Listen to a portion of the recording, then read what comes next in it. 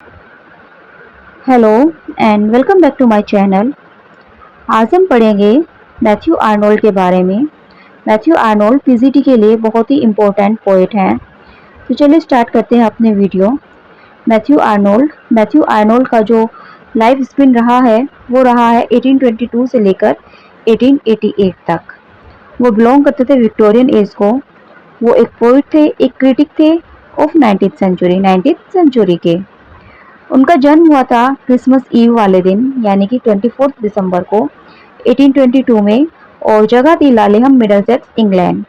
उनके फादर का नाम था डॉक्टर थॉमस आर्नोल्ड, जो कि रग्बी स्कूल में हेडमास्टर थे, और मैथ्यू उनके सबसे बड़े बेटे थे। मैथ्यू आर्नोल्ड ने अपने पिता के ऊपर एक एलेजी भी लिखी है। मदर का नाम था मैरी पेनरोज। 1833 में इनके फादर ने एक समर कॉटेज बनाया था लेक कंट्री में। और अगर आपने वर्ड्सवर्थ पढ़ा है तो आपको लेक के बारे में बहुत अच्छे से पता होगा, क्योंकि वर्ड्सवर्थ को लेक पोएट कहा जाता था। 3 पोएट्स थे जिनको लेक पोएट्स कहा जाता था। आप मुझे कमेंट में बताइएगा कि बाकी और कौन से 2 पोएट थे।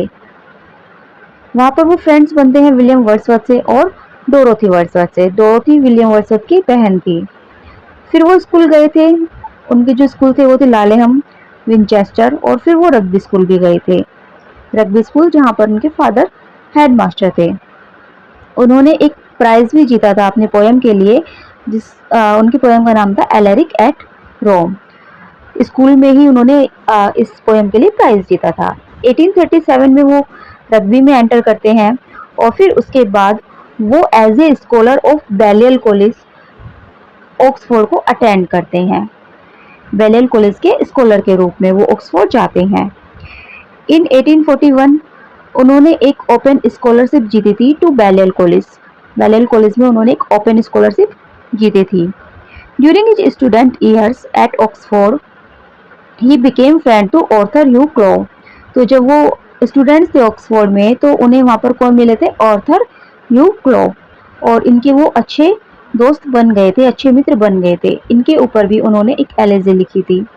1842 में उनके फादर की डेथ हो जाती है, और 1843 में उनकी पोएम क्रोमवेल जो है उसको नेविगेट प्राइज मिलता है। 1844 में वो ग्रेजुएट हो जाते हैं सेकंड क्लास ऑनर से, और वो कुछ समय के लिए रग्बी में भी पढ़ाते हैं। 1845 में उनको इलेक्ट किया जाता है as a fellow of Oriel college.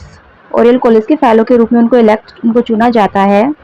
1847 में वो प्राइवेट सेक्रेटरी बन जाते हैं लॉर्ड लैंसडाउन के, और Lord president of the council.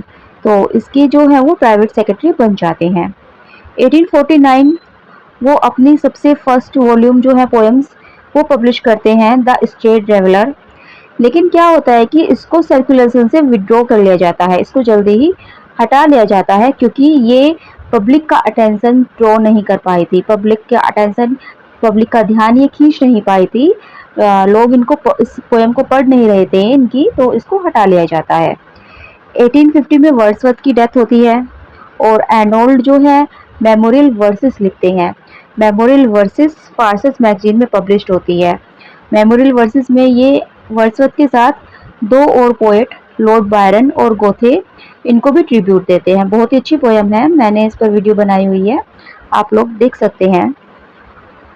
1851 में वो एक्सेप्ट करते हैं an appointment as inspector of schools, क्योंकि उनको अर्निंग भी चाहिए थी, अपना जो है आजीविका भी उनको चलानी थी। तो इसीलिए वो इंस्पेक्टर ऑफ स्कूल्स की जो पोस्ट है वो एक्सेप्ट कर लेते हैं, और आर्नोल्ड जो है इस पोस्ट पर 35 सालों तक रहे थे। इसी साल यानी कि 1851 में ही वो शादी कर लेते हैं फ्रांसिस ल्यूसी विटमैन से।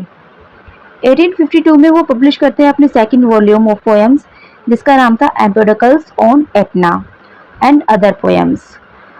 और लेकिन ये भी विड्रॉ कर ली गई थी, क्योंकि आर्नोल्ड जो है इसके वो टाइटल से सेटिस्फाइड नहीं थे।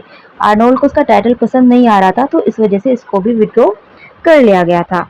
1853 में वो फिर से अपनी पोएम पब्लिश करते हैं, अ न्यू एडिशन, और उसमें उन्होंने एक और पोएम इंक्लूड की थी, 2 पोएम इंक्लूड की थी, शोराब एंड रुस्तम और द स्कॉलर गिप्सी। ये दोनों ही पोएम बहुत अच्छी है उनकी। 1854 पोएम की सेकंड सीरीज अपीयर्ड होती है, और उसमें इंक्लूड होती है बाल्डर डेड। पाल्डा डेड पोएम उसमें इंक्लूड की जाती है। 1857 में उनको इलेक्ट किया जाता है as a professor of poetry at Oxford, और वो सबसे पहले पर्सन थे, सबसे पहले व्यक्ति थे जिन्होंने अपना लेक्चर डिलीवर किया था इंग्लिश में, न कि लैटिन में। और उन्हें फिर दोबारा चुना जाता है 1862 में। 1857 में उनको प्रोफेसर बनाया जाता है ऑक्सफोर्ड, पोएट्री ऑफ ऑक्सफोर्ड का, और वो अपना जो लेक्चर डिलीवर करते हैं वो इंग्लिश में डिलीवर करते हैं। उस वक्त जो है सब लोग अपना जो लेक्चर डिलीवर करते थे वो लैटिन लैंग्वेज में क्या करते थे, लेकिन आर्नोल्ड फर्स्ट पर्सन थे जिन्होंने अपना लेक्चर इंग्लिश में डिलीवर किया था, और उनको दोबारा से इसी पोस्ट के लिए 1862 में चुना जाता है। 1865 में उन्होंने अपना ऐसे इन क्रिटिसिज्म पब्लिश किया था, पहली सीरीज, और उनकी जो सेकंड सीरीज आई थी वो नवंबर 88 में आई थी, शॉर्टली आफ्टर हिज डेथ, उनकी मृत्यु के बाद। उनकी मृत्यु से पहले सेकंड सीरीज पब्लिश नहीं हो पाई थी। 1866 में वो पब्लिश करते हैं थायरेसिस, जो उन्होंने एलिजे लिखी थी क्लो के ऊपर, जो उनके फ्रेंड थे ऑर्थर हेनरी क्लो। तो उनकी जब डेथ हो जाती है तो उसके ऊपर उन्होंने ये एलिजे लिखी थी, जो कि 1861 में जिनकी डेथ होती है, ऑर्थर ह्यू क्लो। 1861 में उनकी डेथ होती है और ये उनके ऊपर एक एलिजे लिखते हैं थायरेसिस। 1869 में कल्चर एंड एनार्की उनका सबसे बड़ा, सबसे इम्पोर्टेंट वर्क, जो कि उन्होंने सोशल क्रिटिसिज्म पर लिखा था, वो पब्लिश होता है। 1873 में लिटरेचर एंड डॉगमा, ये भी उनका एक बहुत इम्पोर्टेंट वर्क है, और रिलीजियस क्रिटिसिज्म पर ये भी इनका अपीयर होता है 1873 में। ये क्रिटिक्स के रूप में ज़्यादा फेमस हुए थे, और इनकी जो ये जो culture and anarchy, literature and dogma, ये सब उनके क्रिटिसिज्म के वर्क थे। 1883 और 1884 में वो टूर करते हैं यूनाइटेड स्टेट्स और कनाडा का, और वहाँ पर जो है डिलीवर करते हैं अपने लेक्चर्स एजुकेशन पर, डेमोक्रेसी पर, और राल्फ वाल्डो एमरसन पर। इसके बाद 1883 में उनको इलेक्ट किया जाता है as a foreign honorary member of the American Academy of Arts and Science. तो ए फॉरेन ऑनरी मेंबर किसका, अमेरिकन एकेडमी का ऑफ आर्ट एंड साइंस। 1886 में वो रिटायर हो जाते हैं स्कूल इंस्पेक्शन से, और फिर इसके बाद वो एक और ट्रिप करते हैं अमेरिका की, वो अमेरिका फिर से जाते हैं। 1888 में वो ट्रेन को पकड़ रहे थे, और ट्रेन को पकड़ते वक्त उनको हार्ट अटैक आ जाता है और वो वहीं पर मर जाते हैं। तो ये थे उनकी लाइफ साइकिल, उनकी बायोग्राफी। अब हम उनके कुछ इंपॉर्टेंट वर्क्स के बारे में जानेंगे।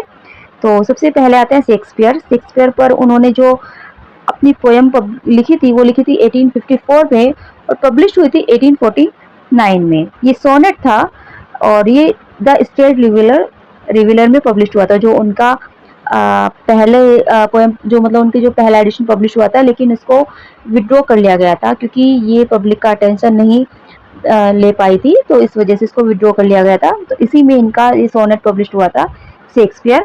ये ट्रिब्यूट था शेक्सपियर का, और इसकी जो फर्स्ट लाइन है, others abide our question thou art free, self school, self scan, self honoured and self secure. मतलब जो दूसरे लोग तो हैं वो तो क्वेश्चंस में बंधे हुए हैं, लेकिन तुम क्या हो, तुम बिल्कुल मुक्त हो, और तुम सेल्फ स्कूल्ड हो, तुमने अपने आप को ही अपना, तुम स्कूल में पढ़ने के लिए नहीं गए, तुमने खुद को ही शिक्षा दी है, सेल्फ स्कैंड हो, सेल्फ ऑनर्ड हो, और सेल्फ सिक्योर हो। तो ये उन्होंने विलियम शेक्सपियर के बारे में लिखा था, और ये लाइंस बहुत इंपॉर्टेंट है। कभी कभी ये एग्जाम में भी आती है कि ये किसने लिखा था और किस, या फिर किसके ऊपर लिखा गया था। नेक्स्ट है मेमोरियल वर्सेस 1850। ये जो लिखी गई थी ये इमीडिएटली लिखी गई थी after the death of Wordsworth, Wordsworth की डेथ के तुरंत बाद। और वर्ड्सवर्थ के जो सन इन लॉ थे उन्होंने रिक्वेस्ट किया था ऑथर से कि वो एक एलिजी लिखे वर्ड्सवर्थ के ऊपर।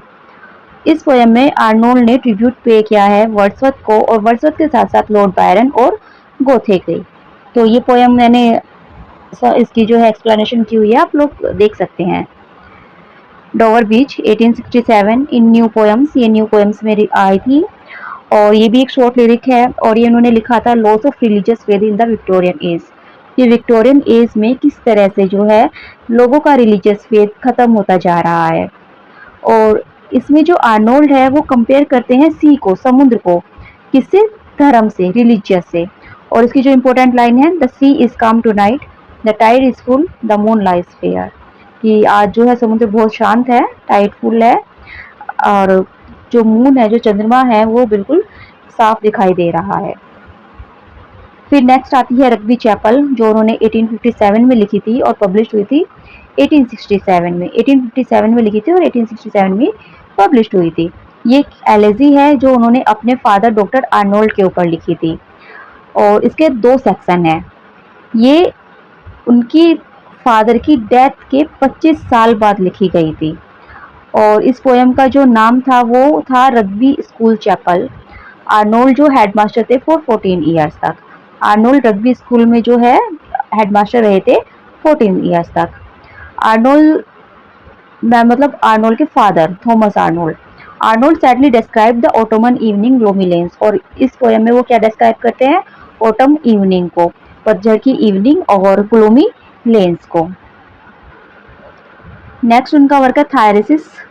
ये एक पेस्टोरल एलेजी है और ये इन्होंने लिखी थी अपने फ्रेंड ऑर्थर ह्यू क्लो की डेथ के बाद। ऑर्थर ह्यू क्लो, और इसमें क्या ये जो पोएम ये जो इंक्लूड थी वो थी इन द न्यू पोएम 1867। जो न्यू पोएम आई थी उनकी 1867, उसी में ये भी इंक्लूड थी। थायरेसिस, इसमें जो 2 कैरेक्टर उन्होंने दिखाए हैं, एक थायरेसिस जो कि वो क्लो को मानते हैं और एक कोरिडोन जो कि वो खुद को मानते हैं। एक companion poem of the Scholar Gipsy, और ये स्कॉलर गिप्सी की एक कंपेनियन पोएम थी। नेक्स्ट आती है द स्कॉलर गिप्सी 1853। ये पोएम थी जिसमें 25 स्टेंजास थे और हर स्टेंजा में 10 लाइन थी। ये फुल ऑफ मेलनकली एंड पेसिज्म, ये पूरी मतलब दुख से भरी हुई और निराशा से भरी हुई पोएम थी। एक्चुअली क्या था कि वो अपनी एज से डिससेटिस्फाइड थे और इसी वजह से वो इस तरह की पोएम्स लिखते थे। इस पोएम की सेटिंग जो है वो पेस्टोरल रही है और ये स्टोरी है an Oxford scholar in search of the truth. एक ऐसे ऑक्सफोर्ड स्कॉलर की जो कि सच की खोज में निकलता है। और it's of the attitude of Arnold towards life. ये हमें क्या दिखाता है? ये हमें आर्नोल्ड का जो एटीट्यूड रहा है लाइफ के प्रति, वो हमें इस पोएम में देखने को मिलता है। इसकी जो ओपनिंग लाइन है वो है go for they call you shepherd from the हिल, यानी कि जाओ वे तुम्हें बुला रहे हैं, शेफर्ड जो कि हिल से हैं। फिर नेक्स्ट है इनकी टू मार्गरेट, 1857 में ये पब्लिश हुई थी। इन 1848 में एक्चुअली क्या था कि आर्नोल्ड जो है ना वो स्विट्जरलैंड जाते हैं, और वो स्विट्जरलैंड जाते हैं तो वो वहाँ पर एक फ्रेंच लड़की मार्गरेट से मिलते हैं और वो उससे प्यार करने लग जाते हैं। तो उन्हीं के ऊपर इन्होंने ये पोएम लिखी थी। ये एक लव लिरिक है inspired by his love for Margaret, उनके प्यार का जो उन्होंने मार्गरेट से किया था। और ये एलेजी ऑफ लव भी इसको कह सकते हैं आप। आर्नोल्ड ने जो है ना ह्यूमन को आइलैंड से कंपेयर किया है कि जो ह्यूमन बीइंग होते हैं ना वो तो आइलैंड की तरह होते हैं। जिस तरह आइलैंड बिल्कुल अलग थलग होते हैं इस दुनिया से, उसी तरह ह्यूमन बीइंग्स भी होते हैं। ह्यूमन जो है वो आइसोलेटेड हो चुके हैं एक दूसरे से। और जो इसकी इम्पोर्टेंट लाइन है वो है how when a thing is mortal love we mortal millions live alone. कि कितना मतलब ये जो मोर्टल लव है ये कितना वेन थिंग है, वेन चीज है, क्योंकि हम जो मोर्टल्स हैं ना हम तो अकेले ही रहते हैं। तो यहाँ पर वो ह्यूमंस बीइंग को कंपेयर करते हैं आइलैंड से कि वो भी जिस तरह से आइलैंड आइसोलेट होते हैं उसी तरह ह्यूमन बीइंग भी आइसोलेट हो चुके हैं। अब वो एक दूसरे से कोई भी मतलब नहीं रखते। सोहराब एंड रुस्तम, ये एक लॉन्गेस्ट नैरेटिव पोएम थी। ये पब्लिश हुई थी 1853 में। ये पोएम लिखी गई थी ब्लैंक वर्ड्स में और इसमें 892 लाइन्स थी। काफ़ी बड़ी पोएम है ये। The story is taken from Firdausi Shahnameh. इसकी जो कहानी ली थी वो उन्होंने फिरदौसी के शाहनामा से ली थी। और इसमें सोहराब जो था वो रुस्तम का बेटा है और उसको जो है पर्शियन एकिलिस भी कहा जाता है और वो कमांडर भी है पर्शियन आर्मी का। लेकिन जो सोहराब था वो इनलेक्टिमेट सन था रुस्तम का। और यहाँ पे एक घोड़ा भी है रुस्तम का जिसका नाम था रुक्स, RUKSH। तो रुक्स जो है ये रुस्तम के घोड़े का नाम था। फिर नेक्स्ट उनकी पोएम आती है the forsaken merman, published in 1849। और ये फोरसेकन जो मरमैन है ये एक इमेजनरी सी क्रिएचर है जिसकी बॉडी तो ह्यूमन की है और उसका जो पूंछ है वो एक फिश की है, यानी कि आधी बॉडी उसकी ह्यूमन बीइंग की है और आधी बॉडी उसकी फिश की है। तो वो एक मरमेन है और ये स्टोरी है फोरसेकन मरमेन। फोरसेकन होता है जिसको भुला दिया जाए, जो शादी करता है किससे? एक अर्थली वुमेन से, मार्गरेट। यानी कि मार्गरेट जो कि पूरी ह्यूमन बीइंग है, एक इंसान है, उसे वो शादी करता है और वो बर्बेन से शादी करती है और फिर एक लग्ज़री और कम्फ़र्ट जीवन जीती है। लेकिन एक दिन वो क्या करती है, उसे चर्च की बेल सुनाई देती है और वो चर्च में प्रेयर करने के लिए जाती है और जब वो वहाँ पर जाती है तो वो अपने हस्बैंड को बिल्कुल भूल जाती है, अपने हस्बैंड को भी और अपने बच्चों को भी। तो फ़ॉरसेकन मरमेन एक लैमेंट है, जो मरमेन है वो लैमेंट कर रहा है अपनी पत्नी के खो जाने पर। नेक्स्ट आता है उनका एम्पोडिकल्स ऑन एटना। ये एक पोएटिक ड्रामा था, 1852 में ये आया था और ये बेस्ड है क्लासिक थीम पर। जो एम्पोडिकल्स है ये एक सेल्फ डिस्ट्रक्टिव फिलोसोफर है ऑफ सिलेसी। सिलेसी का एक सेल्फ डिस्ट्रक्टिव फिलोसोफर है जो कि सुसाइड कर लेता है क्रेटर ऑफ वोल्केनो में कूदकर। कल्चर एंड एनार्की एंड एसे, ये एक एसे है पॉलिटिकल एंड सोशल क्रिटिसिज्म, बहुत इंपॉर्टेंट एसे है ये इनका। ये सीरीज ऑफ पीरियडिकल एसेज थी, सबसे पहले पब्लिश हुई थी ये कॉर्नहिल मैगजीन में 1867 और 68 में और फिर एज ए बुक ये collected as a book publish हुई थी 1869 में और इसका प्रीफेस भी एडिट हुआ था 1879 में। आर्नोल्ड ने जो है ह्यूमन सोसाइटी को 3 मेन क्लासेस में बांटा है। इस ऐसे में जो उन्होंने बताया है कि जो ह्यूमन सोसाइटी है उसकी 3 क्लास है। एक है बारबेरियंस, फिलिस्टीन्स और पॉपुलस। तो जो बारबेरियंस है वो तो एरिस्टोक्रेट्स को रिप्रेजेंट करते हैं, जो फिलिस्टीन्स है वो मिडिल क्लास को रिप्रेजेंट करते हैं और जो पॉपुलस है वो वर्किंग क्लास को रिप्रेजेंट करते हैं। ये बुक जो है फेमस हुई थी for its popularisation of the phrase. इसमें एक फ्राज था स्वीटनेस एंड लाइट, तो इसके लिए ये बुक बहुत फेमस हुई थी। ये याद रखना कि स्वीटनेस एंड लाइट ये फेराज था कल्चर एंड एनार्की में। मैथ्यू आर्नोल्ड ने जो है ना वो age of prose and reason कहा है 18th सेंचुरी को, and age of prose and reason. Arnold ने बोला था ये चौसर के लिए कि चौसर जो है वो लैक्स हाईनेस है, उसमें जो है हाई सीरियसनेस की कमी है, लैक हाई सीरियसनेस, और with him is born our real poetry, और उन्हीं के साथ जो है हमारी जो रियल पोएट्री है वो जन्म लेती है। आर्नोल्ड ने वर्ड्सवर्थ के लिए कहा है कि his poetry is the reality, his philosophy is the illusion. कि जो वर्ड्सवर्थ की पोएट्री है ना वो तो रियलिटी है और जो उनकी फिलोसफी है वो एक इल्यूजन है। मैथ्यू आर्नोल्ड ने टच स्टोन मेथड का भी जो है यूज़ किया था द स्टडी ऑफ पोएट्री में 1880 में। और ये टच स्टोन मेथड क्या होता है इस पर मैंने एक वीडियो बनाई हुई है, इसको एक्सप्लेन किया हुआ है, आप लोग जाकर देख सकते हैं। तो ये थी हमारी आज की वीडियो मैथ्यू आर्नोल्ड।